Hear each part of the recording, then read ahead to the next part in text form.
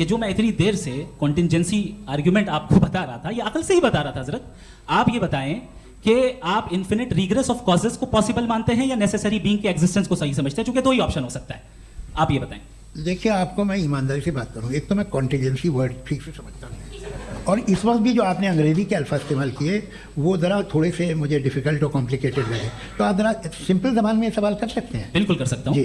السلام علیکم ورحمۃ اللہ وبرکاتہ. سوشل میڈیا پر اس وقت ایک ڈیبیٹ زبردست بحث کا موضوع بنی ہوئی ہے. مفتی شمائل ندوی صاحب اور معروف شاعر و دانشور جاوید اختر صاحب کے درمیان ہونے والی ڈز گاڈ ایگزسٹ یعنی کیا خدا موجود ہے کے عنوان سے اس گفتگو کو چند ہی گھنٹوں میں ملینز لوگ دیکھے جا چکے ہیں. اس ڈیبیٹ کے دوران کچھ ایسے فلسفیانہ اور کلامی الفاظ سامنے آئے جو عام ناظرین کے لیے قدرے مشکل تھے. خاص طور پر دو اصطلاحات، کنٹینجنسی آرگیومنٹ یعنی انحصار پر مبنی دلیل، دوسرا انفینائٹ ریگریس یعنی لامتناہی سلسلہ. جو میں اتنی دیر سے کنٹینجنسی آرگیومنٹ آپ کو بتا رہا تھا، یہ عقل سے ہی بتا رہا تھا حضرت. آج فکر و نظر ٹی وی انہی اصطلاحات کو بالکل آسان، سادہ اور عام فہم زبان میں سمجھانے کی کوشش کر رہا ہے. آئیے سب سے پہلے کنٹینجنٹ کا مطلب سمجھتے ہیں. کنٹینجنٹ منحصر وجود یعنی ایسا وجود جو خود سے قائم نہ ہو، اپنی ذات میں مستقل نہ ہو اور اپنے وجود کے لیے کسی دوسرے کا محتاج. سادہ الفاظ میں جو اکیلا اپنے زور پر نہ رہ سکے وہ کنٹینجنٹ ہے. کنٹینجنسی آرگیومنٹ کیا کہتا ہے؟ کنٹینجنسی آرگیومنٹ آپ کو بتا رہا تھا. کنٹینجنسی آرگیومنٹ یہ کہتا ہے کائنات کی ہر چیز بلکہ خود کائنات بھی اپنے وجود کے لیے کسی نہ کسی پر منحصر ہے. یہ نہ خود بخود وجود میں آ سکتی ہے اور نہ ہی بغیر سہارے کے باقی رہ سکتی ہے. آئیے ایک مثال سے اس بات کو سمجھتے ہیں. فرض کیجئے ایک مکان ہے.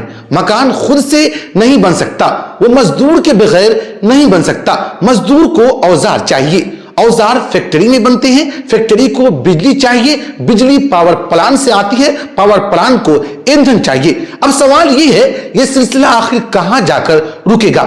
اگر ہر چیز کسی دوسری چیز پر منحصر ہے تو ابتدا کس نے کی؟ آئیے اب ہم انفینائٹ ریگریس کیا ہے اسے سمجھ لیتے ہیں. اگر ہم یہ مان لیں کہ یہ سلسلہ کبھی ختم ہی نہیں ہوگا تو اسے فلسفے میں کہتے ہیں انفینائٹ ریگریس، لامتناہی سلسلہ، یعنی انحصار کا ایسا سلسلہ جس کی کوئی ابتدا نہ ہو. انفینائٹ ریگریس ایک اور سادہ مثال دیکھیے. فرض کیجئے آپ ایک اندھیرے کمرے میں داخل ہوتے ہیں اور لائٹ آن کرنا چاہتے ہیں، لیکن ہر سوئچ کسی اور سوئچ سے جڑا ہے اور وہ سوئچ کسی اور سے، اور یہ سلسلہ پیچھے ہی پیچھے بے انتہا چلتا جا رہا ہے. اب سوال یہ ہے کیا کبھی کمرے میں روشنی ہوگی؟ جواب ہے نہیں، کیونکہ جب تک کوئی پہلا خود سے آن نہ ہونے والا سوئچ نہ ہو تب تک کوئی روشنی مکان میں ہو ہی نہیں سکتا. یہی بات کائنات پر لاگو ہوتی ہے کہ کائنات بھی واقعات کا ایک سلسلہ ہے. آپ کو کس نے پیدا کیا؟ آپ کے والدین نے. انہیں کس نے پیدا کیا؟ ان کے والدین نے. یہ سلسلہ چلتے چلتے کائنات تک پہنچتا ہے. پھر سوال اٹھتا ہے کائنات کو کس نے پیدا کیا؟ اگر جواب یہ ہو کہ کسی اور نے اور پھر اس کو کسی اور نے، اور یہ سلسلہ کبھی ختم نہ ہو تو پھر آپ، ہم اور یہ کائنات کبھی وجود میں ہی نہ آتے. لیکن حقیقت یہ ہے کہ ہم وجود میں ہیں. اس کا مطلب یہ ہے کہ یہ سلسلہ کہیں نہ کہیں رکا ہے. نیسیسری بینگ کیا ہے؟ کنٹینجنسی آرگیومنٹ کہتا ہے کہ اس سلسلے کو روکنے کے لیے ایک ایسے وجود کا ہونا ضروری ہے جو خود سے قائم ہو، کسی پر منحصر نہ ہو، اور جس کا وجود لازمی ہو. اسے فلسفے کی زبان میں کہتے ہیں نیسیسری بینگ، واجب الوجود، یعنی ایسا وجود جس کا ہونا ضروری ہے اور جس کے بغیر کچھ بھی وجود نہیں رہ سکتا. نیسیسری بینگ یہی خدا ہے. خدا کو مانتے ہیں نیسیسری بینگ کا ٹائم لیس ہونا ضروری ہے چونکہ وہ ٹائم کا کریٹر ہے. یہی در حقیقت خدا ہے. خدا کی تین بنیادی صفات ہے. وہ قائم بالذات ہے، اس کا وجود کسی اور پر منحصر نہیں، اور اگر وہ نہ ہو تو کوئی اور بھی نہیں ہو سکتا. اب اس سلسلے میں کچھ اعتراضات سامنے آتے ہیں. اگر لوگ سوال کرتے ہیں جب ہر چیز کا سبب مانا جا رہا ہے تو خدا کا سبب کیوں نہیں؟ اس کا جواب یہی ہے، اگر خدا کا بھی کوئی سبب مان لیا جائے تو انفینائٹ ریگریس لازم آئے گا اور لامتناہی سلسلہ عقل کے لحاظ سے ناممکن ہے. اس لیے ضروری ہے کہ ایک ایسا وجود ہو جو خود بے سبب ہو اور باقی سب کا سبب ہو. مفتی شمائل ندوی صاحب اور جاوید اختر صاحب کی ڈیبیٹ میں جب یہ اصطلاحات سامنے آئے تو جاوید اختر صاحب نے خود کہا کہ انہیں آسان لفظوں میں بیان کیا جائے. آپ یہ بتائیں کہ آپ انفینٹ ریگریس آف کازز کو پاسبل مانتے ہیں یا نیسیسری بینگ کے ایگزسٹنس کو صحیح سمجھتے ہیں؟ چونکہ دو ہی آپشن ہو سکتا ہے. آپ یہ بتائیں.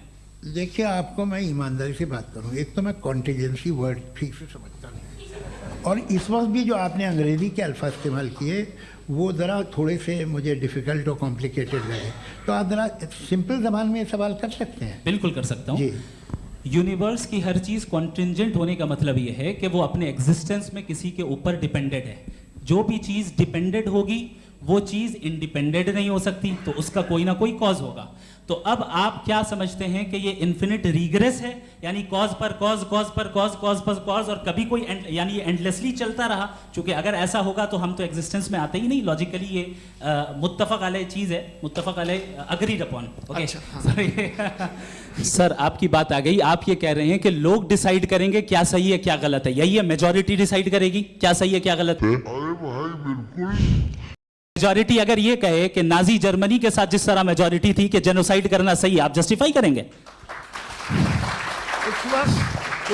آپ کا یہ سوال صرف اس کے بعد کلوزنگ. ہاں اس وقت پلانٹ پہ جو لوگ تھے ان میں کتنے لوگ ہٹلر کو صحیح سمجھتے؟ اچھا، پلانٹ کی میجورٹی طے کرے گی سوسائٹی کی نہیں. پلانٹ کی میجورٹی گاڈ کے ایگزسٹنس کو صحیح مانتی ہے، آپ کیوں نہیں مانتے؟